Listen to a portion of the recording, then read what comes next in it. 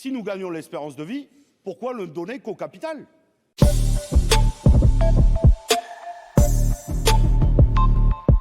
Monsieur le rapporteur, vous avez usé hier, mais on n'a pas eu le temps d'avoir le débat, parce que l'article 38 a été déclenché autour de l'espérance de vie. Et l'amendement que nous déposons vient essayer de le contredire. Nous vivons plus longtemps, donc il faut travailler plus longtemps. J'essaie de ne pas caricaturer vos propos, mais c'était à peu près ça.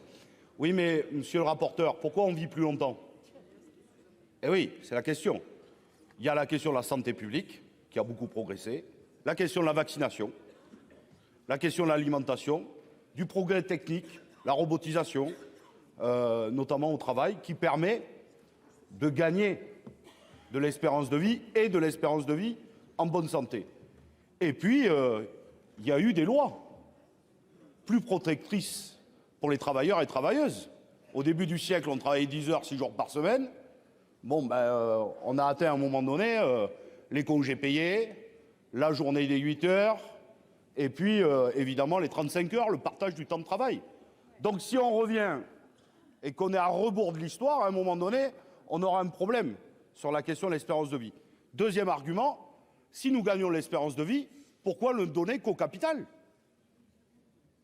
C'est une question. On peut le partager là aussi, à un moment donné, avec du temps libéré des contraintes du capital et donc un droit à la retraite pour être utile autrement. Et dernier argument sur lequel vous n'avez jamais répondu en 5 jours.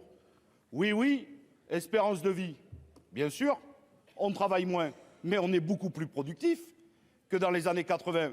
Là où un salarié générait 25 000 euros de travail, de valeur, il en fait 80 000 aujourd'hui. Et les gains de productivité, ils sont passés où? Dans le travail? Dans les salaires? Dans les pensions de retraite? Non, ils ont été volés par le capital. Merci, là, cher collègue. J'aimerais la réponse de monsieur le rapporteur.